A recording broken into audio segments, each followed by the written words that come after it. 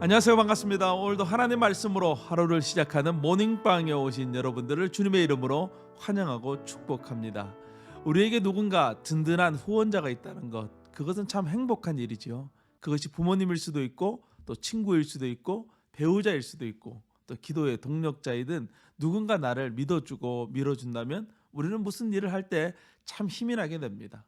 예수님은 우리의 그런 후원자가 되어주세요. 그분은 우리를 위해서라면 자신의 생명까지도 내어주실 정도로 아낌없이 우리를 응원하고 계십니다.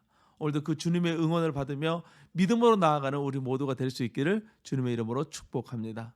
오늘 우리에게 주신 하나님 말씀은 요한복음 17장 1절에서 16절 말씀입니다. 17장은 예수님의 기도예요. 예수님은 기도를 통해서 제자들에게 이 여러 가지를 가르쳐 주셨는데 그 가르치신 내용을 하나님께 아뢰고 또 세상에 남겨질 제자들을 하나님이 지켜주실 것을 기도로서 요청하고 있습니다. 1절 말씀입니다. 예수께서 이 말씀을 하시고 눈을 들어 하늘을 우러러 이르시되 아버지여 때가 이르렀사오니 아들을 영화롭게 하소서 아들로 아버지를 영화롭게 하옵소서. 때가 이르렀사오니 이제 예수님께서 십자가를 지실 시간이 임박해 왔다는 거예요. 예수님은 자신의 때를 분명히 알고 계셨습니다. 예수님께서 십자가를 지심은 하나님을 영화롭게 하는 것이라고 하시면서 하나님께서 이 일을 이루어 주실 것을 간구하고 있습니다. 하나님을 영화롭게 하는 일, 그것이 무엇일까요? 4절 말씀 보니까 하나님이 주신 일을 온전히 행하는 것, 그것이 바로 하나님을 영화롭게 하는 것이라는 거예요. 4절 말씀입니다. 아버지께서 내게 하라고 주신 일을 내가 이루어 아버지를 이 세상에서 영화롭게 하였사오니. 예수님은 항상 스스로 말하지 않고 아버지께서 말씀하신 것을 말씀하셨고 스스로 행동하지 않고 아버지께서 원하시는 일을 행동으로 옮기셨습니다. 바로 이것을 통해서 하나님을 영화롭게 하셨을 뿐만 아니라 하나님도 예수님을 영화롭게 하셨다는 거예요. 우리가 누군가의 말을 듣고 행동하느냐는 우리의 존재를 결정하는 것이죠. 만약 우리가 도둑의 말을 듣고 도둑이 원하는 행동을 했다면 우리는 분명 범죄자가 되고 말 것입니다. 하지만 예수님의 말씀을 듣고 우리가 행동한다면 우리는 예수님의 제자가 되는 것이죠.